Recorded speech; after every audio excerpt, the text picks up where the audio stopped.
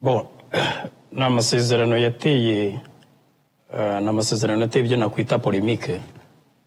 Polemique ni ukuvuga wenda ni amasezerano ataravuzweho rumwe, reka mbivuge gutyo, kuko bamwe baravuze bati ni amasezerano arimo inyungu za Amerika kurusha iz'abafitanye ikibazo. Bamwe mu banyapolitike ba Kongo cyane cyane abarwanya ubutegetsi bakavuga, bagiye bakoresha amagambo nk'ibyo bita bradage. Bradage ni nko kuvuga ngo ni nko gufata amabuye ya Kongo ukayatangira ubusa. Ariko ikindi cyagaragaye nk'uko natwe twabivuze nuko ni amasezerano bigaragara ko atahaye Tshisekedi icyo yashakaga, kuko Tshisekedi ajya i Washington akomanga ku muryango wa Trump yaramubwiraga ati ndashaka kuguha amabuye, donc ni amabuye nawe ukankuraho Kagame na M23. Clearly ofure icyo abanyamerika basaba niyo diskuru Tshisekedi yajyanye, niyo yajyanye Washington, kuko dukwiye kuba tunareba ngo ese ibi bintu ko byahoze nyine muri processus za zindi tuzi za mbere twanavuze. Wakwibaza ngo yisanze imbere ya Amerika gute? Ntabwo Amerika ariyo yaje gushaka ibi bihugu, ntabwo Amerika yigeze iza gushaka u Rwanda, nta nubwo yigeze ajya gushaka Kongo, ahubwo Amerika niyo yagiye gushaka DRC, niyo yagiye gushaka Amerika, iha offer yo kuvuga ngo turabaha amabuye natwe mudukureho u Rwanda na M23. Hanyuma noneho ahubwo Amerika irababwira iti ahubwo mureke tubumvikanishe. Hari umusenyeri cyane nkunda, hari abantu bahoze bambwira ngo bazarebe DNA niba ntacyo dupfana, ariko simbizi niba gihari, uwitwa Fridolin Ambongo yavuze ati c'est tout. Tshisekedi yagiye kureba Amerika iramubwira iti bo icyo mupfa ndakizi, wowe u Rwanda DRC murapfa amabuye nimuyampe mbumvikanije. Ati abantu bose bafitiye ubwoba Trump. Noneho abantu bose bafitiye ubwoba Trump, nubwo bafitiye ubwoba Trump, ubwo ngubwo nuko bigomba kugenda. Donc ikindi kinari kidasanzwe kiri strange nuko burya iyo impande zombi zifitanye ikibazo, ubundi umuhuza mu gifaransa agomba kuba ari umuntu bita désintéressé. Désintéressé ni iki? Ni ukuvuga ngo ni umuntu udafite inyungu iyo ari yo yose yihariye muri iyo deal. Ni ukuvuga ngo uwo muntu aba agomba kuba wa muntu urarama udafite inyungu, kuko ntago ari partie prenante, ntabwo ari umwe mu bagirana amasezerano, kuko n'amasezerano bigaragaza ari hagati y'u Rwanda na DRC.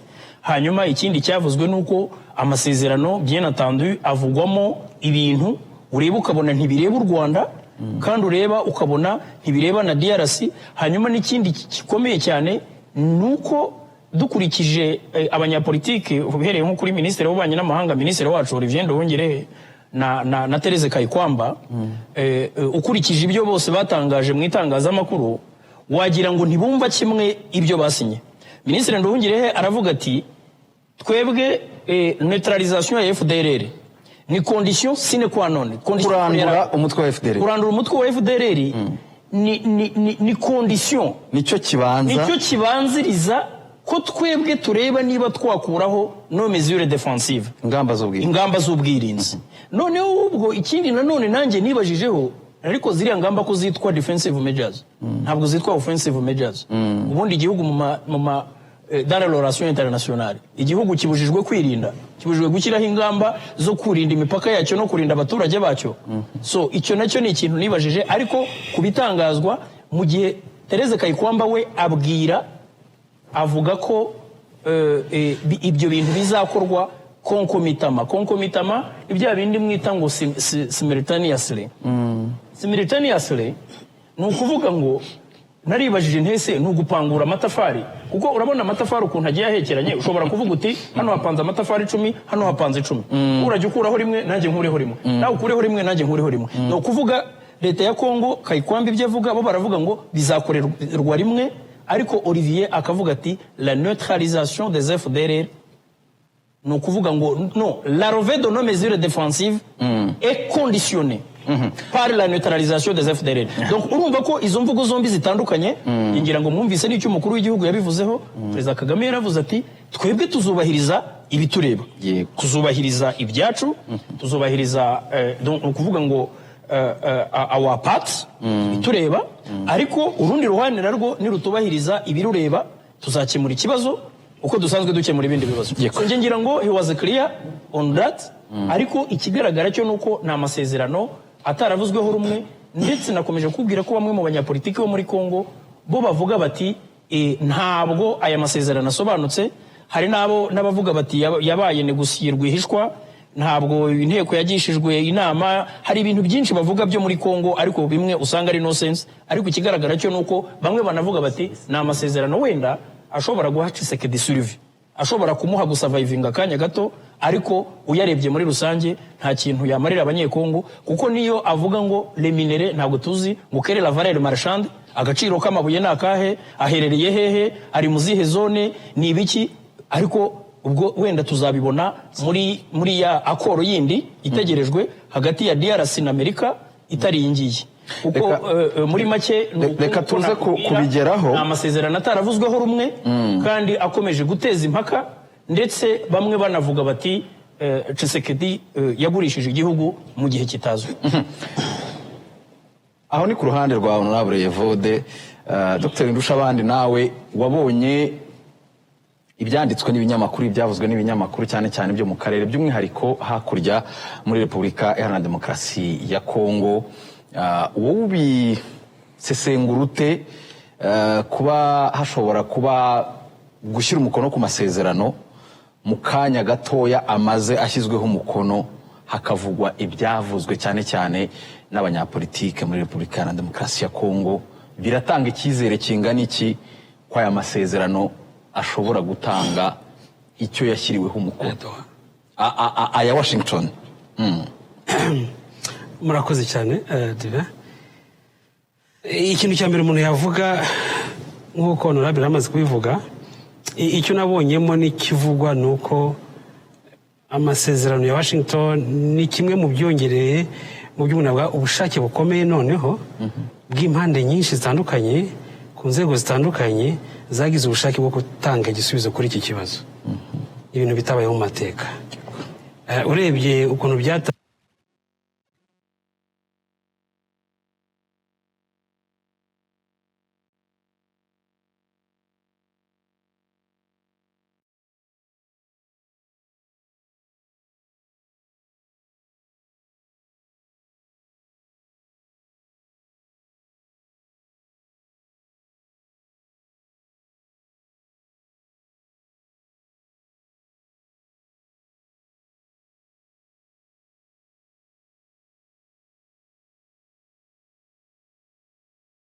tangiye ndetse umuryango mpuzamahanga utabyitaho kuva ikibazo mu cya kireya cya bari abantu batuye muri karere, amasezerano yagiye asinywa kandi umuryango mpuzamahanga uhari ako ntiyajyagira icyo bikora. Imyaka 16 ngira ngo CNDP imaze gusinya amasezerano, nta bushake bwigeze bubaho bwo gusunika kugira ngo ibyo leta ya Kongo yari yasinye ibishire mu bikorwa. Iyi shift rero kuva Nairobi bikagera Rwanda bikagera kuri African Union bigafata abantu bihariye boherezwa ba Obasanjo akajya perezida wa Togo, noneho bikagera na Washington, byagera na Washington ndetse hakaba igice cya Washington n'ikiba cya Doha. Iki kintu cya mbere ni cyo umuntu abonamo cy'ubushake bukomeye cyo gushaka igisubizo kuri kiriya kibazo. Icya kabiri umuntu abona Washington nk'igice kivuga ku kiri netre mu guhuza u Rwanda na Kongo mu ntambara psychologique yari hari mu rwikekwe ruhari n'ibindi. Ikirimo niki? Ikirimo nuko tubona ibihugu bitatu byicaye muri doctrine ya diplomasi ndetse no mu ntambara nyuma za 1990. Hariho icyo twita state building, nicyo cyemera burya amasezerano asimwa hagati y'ibihugu yuko byakemura ibibazo. Ni ukuvuga ni amahoro, abantu bicara mu cyumba nka kiriya ku rwego nka ruriya bagasinyana ibyo bumvikanyeho byitwa ko bizahindura ibibazo biri kuri tera. Iyo state building ni ukuvuga ayo mahoro y'aba elite abasaba ko bajya kureba ibibazo muzi by'ikibazo. Ibibazo muzi bivuga iki? Bivuga ko amahoro azubakwa na ba nyirayo bayabuze ba mbere ni ukuvuga ba victim izo approche ebyiri zitandukanywa nuko abantu bashobora kumvikana gusa autour y'amako ariko mu gihe cyo gushyira mu bikorwa ugatangira ukabaza ese izo guverinoma zirafashe izo guverinoma zasinye zifite inzego zizabishyira mu bikorwa nidushiraho chronogramme na calendrier navuga ingengabihe ese inzego zizabyakira bifite ubushobozi bwo kubishyira mu bikorwa ubwo ni decision making process ubwo gufata ibyemezo no kubishyira mu bikorwa ndetse bakabona mekanisme yo gukurikirana iyo PDZ elite rero idafitemo umwe muri izo leta ihamye ifite ni ukuvuga iyo bivuga bihamye ni ukuvuga ni presidence ni ministere ya defense n'ubutasi burimo ugashyiraho na ministere ya affaires étrangères ziriya nzego zose zirebwa na diplomasi kuri urwo rwego rukomeye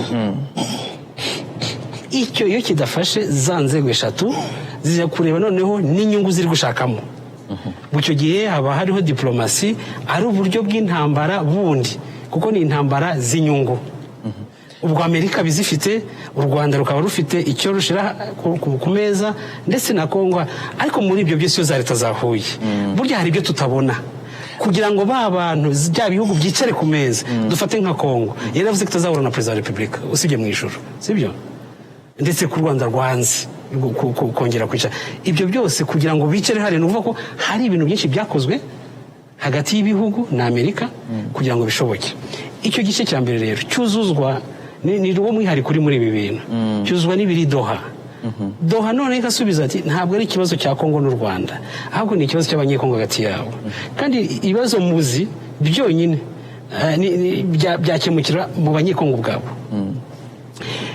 ibibazo muzi ni iki ibibazo muzi ni ba baturage noneho babayeho bate bayobowe bate ababujijwe amahoro ni abahe ababujijwe uburenganzira ku gihugu ni abahe reka dushireho condition minimale nicyo umutekano ni ugucura abo bantu no gushiraho ubuyobozi buhamye butuma abantu basubira mu gihugu cyabo iyo approche rero ya kabiri ni approche ya nation building kuko ni abaturage bagomba kwiyubakira amahoro kandi bigizemo uruhare iyo rero approche isaba ikintu kimwe cyitwa umwanya leta kandi bigasaba na leta ifite ubushake n'ubushobozi bwo kubyubahiriza nibyo biri Doha bishobora kuzabagorana ariko byuzuzanya niyo mpamvu mva ngo Washington yarasinywa amahame ndetse ibyo byose bizajya gusinywa ariko ibya Doha byafashe icyo nacyo ni ikintu gisha muri doctrine yo gukemura ibibazo muri Afurika none se twinjiye mu kibazo uko giteye yego tukareba amasezerano arasinywe ariko uko impande zombi ziyakiriye yego ibisohoka nyine mu itangazamakuru ibisohoka ngira ngo honorable yabivuzeho ibyasohotse ibyavuzwe cyane cyane ibyavugiwe Kinshasa nahoze nkomoza ku kiganiro Boulos yagiranye na Jeune Afrique na France 24 nahoze nkomoza ku byo na Minisitiri w'Ububanyi n'Amahanga wa Kongo Madame Kayikwamba ari kumwe n'umuvugizi wa leta ya Kongo akaba na Minisitiri w'itumanaho Muyaya bose bavuze ukurikije ibirimo kuvugwa ariko no mu ruhando rw'abanyapolitiki hakurya hariya urahuza ute icyizere abantu bashobora kugirira amasezerano no kuyashyira mu bikorwa n'impande bireba twabonye minisitiri wasinye ahandinga over impapuro perezida wa repubulika iriya ni symbolique buriya ubundi bivuga ko twakagombye kuba dufite leta iri buvuge imvugo imwe uravuga Kinshasa aho ngaho twabonye madame aha perezida Tshisekedi impapuro ese biriya byo bivuga ko wantumye musubije ibyo twasinye nawe tuze kugira imvugo imwe yo kubivuga na gahunda imwe kwishyira mu bikorwa bikenera se ziriya seremoni yego byose naho ukeka ko ugomba kuba udahuza na perezida wawe icyo buriya bivuga kuko byarabaye ibyabaye Rwanda burya byarabaye hari aho bagiye bavuguruzanya kenshi akiriya ni symbolique ivuga ati icyo yantumye nasinyeho ni mu zina rya guverinoma reka gihandinge uva abantu bose babireba ni nko gutanga abagabo exactement noneho icya kabiri ukaba utegereje ko noneho abagize ya guverinoma navuga ko ubuyobozi buhamye bagira imvugo imwe ku mvugo yanditswe muri ya masezerano ariko muri cadre figure turi kuvuga ya Kinshasa twabinda Tshisekedi asa n'ucecetse from the beginning ntabwo yahise avuga ariko biha urubuga Muyaya na madame ministre des affaires étrangères batangiye kuyabivuga basubiza babisobanura mu buryo butandukanye, ndetse urwego rwa gatatu rwa kane rwabivuzeho ni inteko ishinga amategeko. Tubona Vital Kamerhe perezida w'inteko asa n'uwitandukanyije n'amategeko n'ibyasinywe hariya, marabibonye. Ndetse bivuga ko ibyo yavuze ubwo bahagarariye abaturage n'ubwo abanyekongo, abaturage b'abanyekongo banze kwemera ibyavugiwemo muri aya masezerano. Icyo nibwo bwa buyobozi buhamye navugaga, nicyo kintu cya mbere ubona ko bitari kumwe byose. Ingaruka zabyo ni izihe rero? Ingaruka zabyo ni uko kandi ubwo ibyo ni by'aba elite gusa, muri byakagombye kuba ari bikeya, kuko biravuga hagati y'ibihugu ni bya byemezo abayobozi bakuru b'igihugu bafatamo ibyemezo, ya mahame ya Washington n'ibindi byose.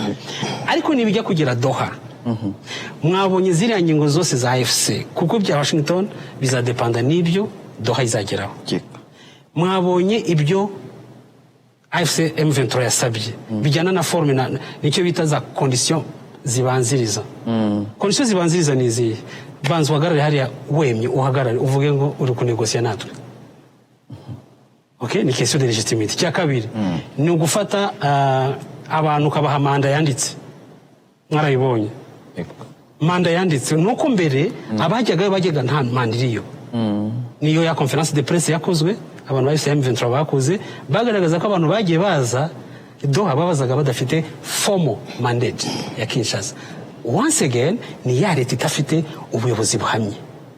Byageze aho bigira gute noneho baza gusaba ati tuzasaba ko mubanza mutukatuvanaho ibyaha abantu bose mwareze n'imitungo mwafatiriye. Ubwo ukumwohereza he uruho za manda yego urusaba ya leta kujya mu bucamanza, ni justice azi kwikora honorable. Icya gatatu, ibyo inteko ishinga amategeko yemeje nabyo igenda bivana, kandi inteko ishinga amategeko twavuze ko ihagaze, twavuze ko itemera bwa buyobozi. Ugiye kuyisaba ati waravuze ngo ntabwo uzongera kuvanga ingabo, genda usubireho banza ubikore tuzagaruke tuganire. Zira prerequisites ntabwo turajya muri fond aho ngaho bihagaze, duhagaze aho rero bavuga ati amahirwe angana iki. Ni make. Nashakaga kongera akantu gatoya wenda mbere yo kujya kwa mugenzi wacu, akantu gatoya ku bintu Dr. Eric avuze. Biriya bintu yavuze byo guhanda ingova amasezerano, so byo guha Tshisekedi kopi y'amasezerano bikozwe na minisitiri w'ububanyi n'amahanga. Ngira ngo minisitiri w'ububanyi n'amahanga, kuko muri ya convention, hari convention ya Vienna ijyanye n'ibintu bijyanye n'amasezerano mpuzamahanga, ari nayo ifite ingingo zimwe na zimwe logique imwe igaruka mu mategeko nshinga y'ibihugu, aho bavuga ko abantu banegosiye amasezerano mpuzamahanga ari perezida wa repubulika cyangwa undi yabihereye uburenganzira. Natwe niko byanditse mu itegeko nshinga ryacu mu ngingo y'168, ni nako byanditse muri 214 ya Kongo. Noneho icyo rero ibyo bivuze, ngira ngo ubushize narabikubwiye, the Vienna Convention iha ba minister ba foreign affairs ibintu bita full powers, sibyo? Ububasha bwuzuye ku buryo bo automatiquement banegosiya mu izina ry'igihugu icyo basinye n'icyo perezida wa repubulika yasinye biba bingana, ni bimwe. Hanyuma nyine icyo ubwo rero nyine icyo nakubwiraga nyine nagira ngo ngereyo. Nduzi icyo Dr. Eric yavugaga, ndi mu murongo umwe nawe. Ni hantu Kayikwamba yabaye nk'ahatanga abagabo, aravuga ngo nyakubahwa ejo mutazavumbukana ibindi bintu mukavuga ko ibyo twasinye mutabizi. Ahamagara itangazamakuru arabimuha ku mugaragaro. Niyo mpamvu abonye Olivier atabikoze kuri His Excellency, kuko His Excellency azi ibyo Olivier yasinye, kuko il avait été consulté, we arabizi. Donc nukuvuga ngo Kayikwamba yabaye nk'utanga abagabo. Icyo nicyo nagira ngo mvuge ku cyo Eric yaravuze. Ubundi kuko nyine nibyo nkubwira, wowe ntabwo Minister wa Foreign Affairs ntabwo ari kimwe na Minister wa Justice cyangwa undi mu Minisitiri usanzwe.